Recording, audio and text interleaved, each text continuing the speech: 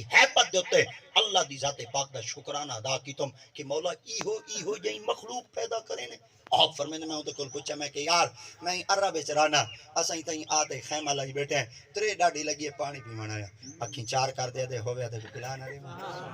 آپ فرمیندے نو جوان ول آکھا میں ول انہاں دی خدمت چا کے دا پانی دا پلا چا میں کہ میرے کول پانی کیا نہیں آپ فرمیندے لے ترے دفعہ میں بار بار اصرار کیتا نا آخر کار میری طرف ایویں اکھی چار کرتے دیکھتے آدھے میں کوئی مالک ہاں میں کہ یار تو ایمیں کر چلو تو کھیر پلا چا میں کو آکھنا کہ میں مالک نہیں میں نوکر ہوں حضرت ابوبکر صدیق فرمائیں جلے میں کھیر دا نہ آکھنا تے ان شخص نے میں کو آکھا میں نوکر ہاں میں مالک نہیں اتھاؤں میں ان دی سمجھداری دے ہوتے ان دی دانائی دے ہوتے ان دی عقل مندی دے ہوتے ہم تھی تے چلا گیا یار مالک جو ہمیں چلو تو پلا دے میں نوکر چاہیے کہ تے کوئی اختیار کہیں نہیں کہ تو دودھ لو تے سا کو پلا سکے اور فرمے دن ان بچے دی پاک دل کو چیر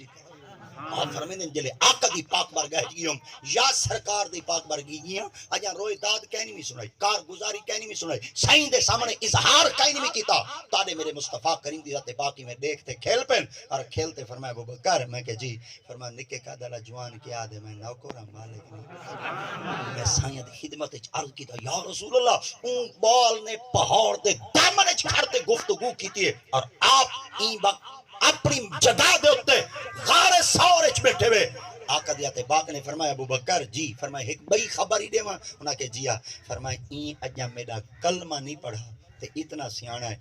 جدن کلمہ پڑھ گئن سیوال کتنا سیانا حضرت سیدنا ابو بکر صدیق فرمیدن وجلے اساں آقا دی ذات پاک دے رلے ویندے پیاسے مدینہ الرسول ہے تا رستے دے اندر ایک قافلہ بھیڑاں بکریاں گئیں اوٹ چریں دا ہویا وال آ گیا میں جو بال کو ڈٹھا میں کہ بھولا نہ تا بال تا وہ ہے جندے کول پانی گنن گیا میں جلدی نال آقا دی پاک بار گیا ونیا سائیں تک اے بات پوچھاواں آ فرمیندے راش اتنا ہے میں اجا توڑ کے نہ پہنچا بال نبی دی دربار پہلے گیا اور سرکار جاتے پاک نے اس جوان دا ہاتھ پکڑا ہاتھ پکڑ دے حضرت ابوبکر صدیق دے دیکھتے فرمایا ابوبکر نہ کہ جی فرمایا یہ ہوئی سبحان اللہ اور فرمیدن میں سرکار دی ذات پاک دی زبان مبارک دیتے حیران تھیم اور آقا دی خدمت عرض کیتم یا رسول اللہ او تا عرب وچ بیٹھا ہے جوان تے ایتھی آگے آقا دی ذات پاک نے فرمایا آج پڑھدا پئی میں محمد دا کلمہ ہن بن ویسیا مصطفیٰ کریم دا غلام جدن کلمہ نہ پڑھائی اتنی عقل مندیاں لیاں گالی ودا کریندا ہے نا اتنی سمجھداریاں نے گالی ودا کریندا ہے نا آج میں مصطفیٰ کریم دا پڑھ گئی دس کلمہ آؤ میں مصطفیٰ دی ذات پاک این دے بارے ایک خوشخبری دینا قیامت تک واسطے ہی جوان کو فائدہ چیندے روائے انہاں کہ کیا آقا دی ذات پاک نے فرمایا جڈن بھی قیامت تک کوئی فقہ دا مسئلہ اگر میری امت درپیش تھی ونجے پوچھنا پے ونجے کہیں بے کو نہ پوچھائے اگر فقہ دا مسئلہ پوچھنا چاہندے وے تو ہی عبداللہ ابن مسعود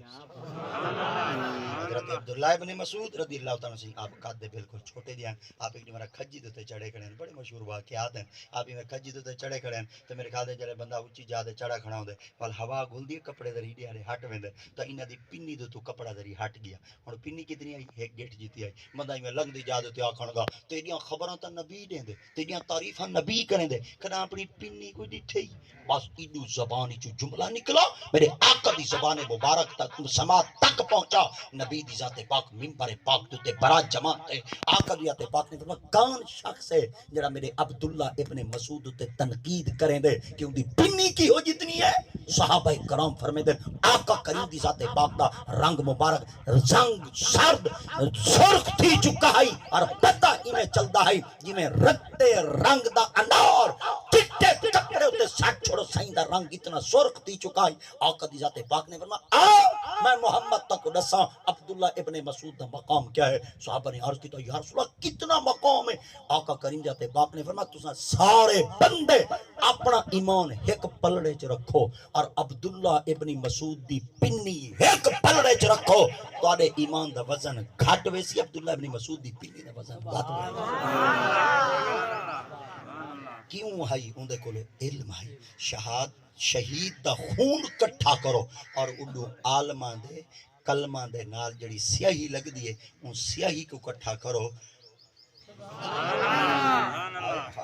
سبحان اللہ. میں ہکے فرمان ہوتے کھڑا آپ فرمیدے اتنا نبی دی ذات پاک دا پیارا صحابیان تا پتہ چل گیا تو آدھے میرے مصطفیٰ کریم دی ذات پاک دے غلامہ عالمہ دا شان اتنا ہے جڈن بھی کوئی مسئلہ درپیش تھی آوے نے انہاں کو بہتے پوچھا کرو. ہن این دے تے گال سنو چا اے مرا کیڑی عورت کو آدھیں جڑی اپنی خواہر دا آکھا نہ منے اللہ سے جڑے آکھا نے منے دی تو آڈا فیصلہ ہے وکیلہ دخل النار ما داخلین او کو جہنم میں داخل کرے تھا. اللہ سے جڑی عورت جہنم میں او کو تو کیوں آدھا پہ آمنو وہ ایمان علی ہے. رب تعالیٰ دیاتے پاک نے فرمایا پتہ ایمان علی کیوں آکی مولا کیوں آکی بے فرمایا جڑا فیرعون آئی نا اس زمین دوتے بہتے دعویٰ بیٹھا کریں دا آئی کہ میں خدا ہاں میں خدا ہاں میں خدا ہاں. انہیں سارے کو زبردستی اپنے اگو جھکوایا ڈنڈے مرواتے اپنے اگو جھکوایا دھبکا ڈرا کے اپنے اگو جھکوایا سارے کو آکھن لگا بس تو سمبے کوئی معبود تسلیم کرو میں ہی خدا ہاں سب کچھ میرے اختیار ہے چھے. مگر سارے در دی وجہ تو اندی اگو جھک گئے ہیں پر جڑی اندی گھر آلی ہے دا اون دا آکھا کہنا سمجھ آ گئی ہے ماشاءاللہ. اچھا ایک دفعہ وال آکھا جا سارے ایکو سجدہ کیتا پر ایندی گھر آلی ایکو سجدہ نہ کیتا. تو ظاہر ہوٹ پھرکاؤ چمک پتہ لگے ایندی گھر آلی ایکو سجدہ نہ کیتا.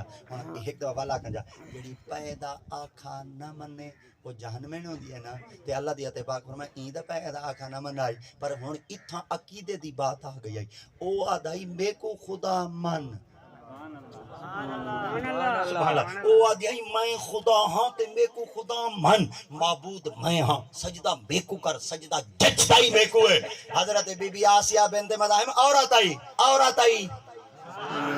میں پہلے آرگی دے عورت دی کول خانی تے عورت دے واقعہ کو کھڑا سنے نا آپ نے فرمایا بھامے عورت آئی پر اپنے عقیدے اتنی مستحکم پکی آئی اور اندے قدمہ میں لغزش کہنا آئی آئی استقامت پر اتنا بڑا پہاڑ آئی. بی بی آسیہ بنت مزاحم فرمایا